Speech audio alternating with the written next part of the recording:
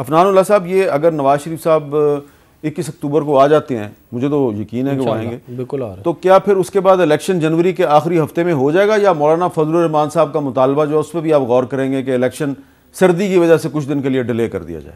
देखिए, जो 2008 का इलेक्शन था वो मेरा ख्याल है फरवरी में हुआ था, तो अगर इसकी मिसाल प्रेसिडेंट्स मौजूद है और जो पहला जनरल इलेक्शन था पाकिस्तान की तारीख का जी, वो दिसंबर 1970 में हुआ था, तो वो भी दिसंबर के महीने में दोनों तरफ, ईस्ट पाकिस्तान वेस्ट पाकिस्तान दोनों तरफ हुआ था, तो फिर इसका मतलब सर्दियों में तो हो सकता है इलेक्शन।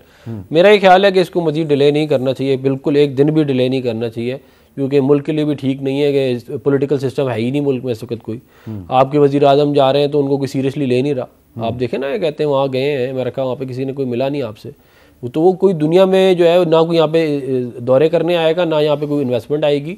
ये काम एक जो है वो फुल टर्म वाली गवर्नमेंट है जो अपना काम करे और उसके बाद मुल्क को आगे लेके चले। जहाँ तक बात है ये इसकी पंजाब की और केपी की इलेक्शन की, देखें ये पॉलिटिकल मनूवरिंग करके अगर अगलों को बेवकूफ़ बना के आप समझ रहे थे असम्बलियाँ तोड़ के आपकी चल जाएगी, तो इस तरह अगले हम इतने तो नहीं है ना कि हम आपकी ख्वाहिश के मुताबिक हम जो है वो चले। क्योंकि इमरान खान वज़ीर आज़म नहीं रहा तो अब जो है वो पंजाब असम्बली भी ना रहे और पख्तूनख्वा असम्बली भी ना रहे, ऐसे तो नहीं हो सकता ना। ठीक है।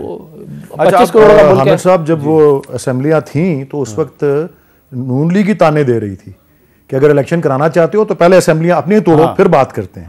अब कहानी बदल गई है। नंबर एक, जी जी, नंबर एक, और मरियम नवाज साहिबा ने भी कहा था। और नंबर दो, दूसरी बात यह है कि आइन का जब तकाजा है, आइन कोई ऐसी पाबंदी नहीं लगाता कि इलेक्शन एक दिन ही हो सारे। जब आइन का तकाजा है, या तो आप आइन पे अमल करें या फिर कह दें हम उसमें बिलीव ही नहीं करते। आइन में कहीं नहीं ये बात थी। और देखें, मिड टर्म इलेक्शन का तस्वर हर पार्लिमानी जमहूरियत में होता है। इसका मतलब है मिड टर्म इलेक्शन कभी हो ही नहीं सकता। कोई चाहे असेंबली जल्दी तोड़ ही नहीं सकता, वो सेंटर में हो या किसी सूबे में हो। तो फिर ये प्रोविजंस क्यों है आइन के अंदर? जी, वो मिड टर्म इलेक्शन पाकिस्तान में बहुत दफ़ा हुए हैं, 90s में सारे भरा हुआ है मिड टर्म इलेक्शन का। बात वो तो सदर ने असेंबली तोड़ी थी ना, जो भी है, लेकिन मिड टर्म इलेक्शन तो हमारे मुल्क में होते रहे ना। बात ये है कि ये अगर कोई ये करे कि जी मैं वज़ीर आज़म नहीं रहा तो मैं पहले असम्बलियाँ तोड़ देता हूँ और पूरा मुल्क को मैं डिस्टेबलाइज कर देता हूँ, तो ये भी तो कोई तरीका नहीं है ना। और फिर आइन जो है, RTS जब बैठा तो उसके ऊपर आइन क्या कहता है? आपने कहा अंपायर की उंगली खड़ी हो गई, उस पर आइन क्या कहता है?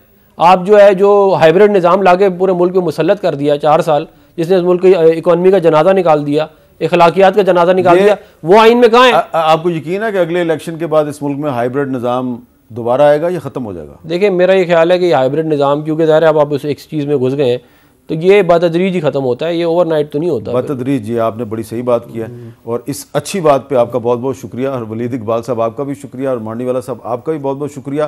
फ़लस्तीन की सूरत-ए-हाल से गुफ्तगू शुरू की और आखिर में हमारे जो तीनों मोअज़्ज़ज़ सेनेटर साहिबान हैं उनका इस बात पे इत्तेफाक है कि इलेक्शन जो है वो अब टाइम पे हो जाना चाहिए, इलेक्शन की तारीख का ऐलान कर देना चाहिए, क्योंकि अब सिर्फ इलेक्शन ही पाकिस्तानी कौम को किसी नुक्ते पे मुत्तहिद कर सकता है।